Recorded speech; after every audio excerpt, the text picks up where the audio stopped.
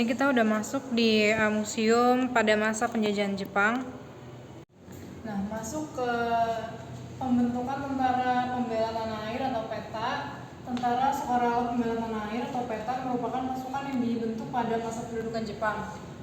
Tanggal 3 Oktober 1943 berdasarkan Osamu Seirei nomor 44 yang diumumkan oleh Panglima Tentara ke-16 Letnan Jenderal Kumachi Harada. Pendidikan tentara PETA dipusatkan di Bogor yang diberi nama Jawa Bui Gyugun Kanbu Resentai atau kini Museum PETA. Foto pada di atas yaitu Bung Karno saat mengikuti pelatihan ketentaraan PETA. Foto di bawah yaitu Chudancho Latif Hedraningrat sedang melatih pertahanan dari serangan udara musuh.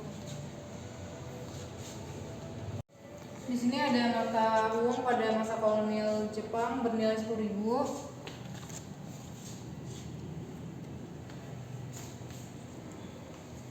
Dan ini baju para prajurit di masa kolonial Jepang.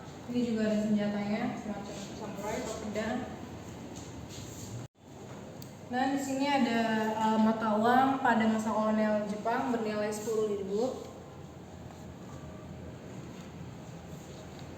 Dan selanjutnya di sini ada kain bagor. Kain bagor itu dipergunakan oleh masyarakat kelas menengah ke bawah pada masa kolonial Jepang. Kain ini berasal dari serat bagor atau sejenis pisang-pisangan dibuat oleh masyarakat dalam kondisi sulit memperoleh benang katun untuk dipakai. Selanjutnya ini ada seragam tentara PETA atau tentara pembela tanah air. Disingkat PETA adalah satuan militer yang dibentuk Jepang pada masa pendudukan Jepang di Indonesia. PETA dibentuk pada tanggal 3 Oktober 1943.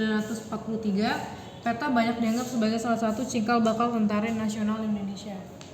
Selanjutnya di sini ada samurai atau gunto. Ini replikanya.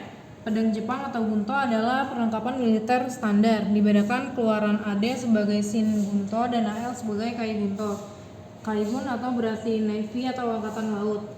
Tali ornamen atau tassel dibuat dari sutra dan katun menentukan pangkat pemilik pedangnya. Pada tanggal 23 September 1945, pimpinan Angkatan Perang Jepang menyerahkan 3 bilah gunto kepada sekutu di Kupang yang berarti penyerangan kekuatan kepada sekutu.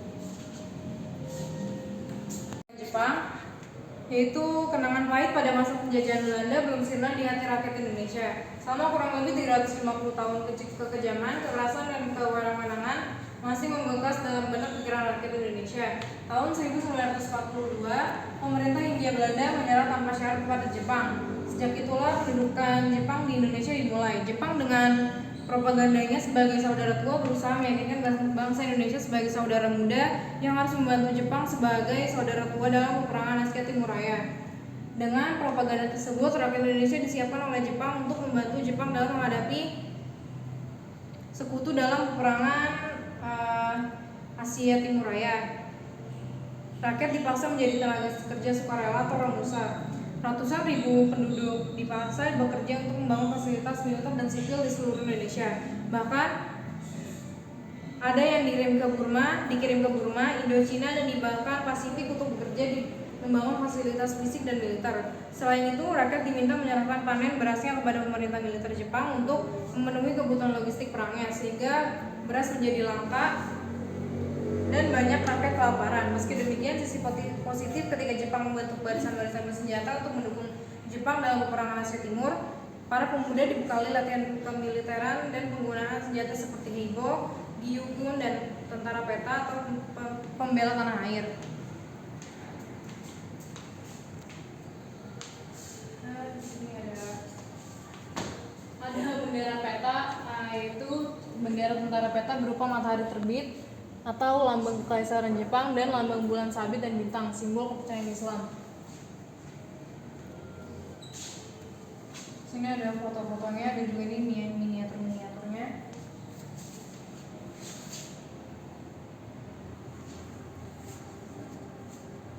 Nah, di sini ada Wikana, ada Syarif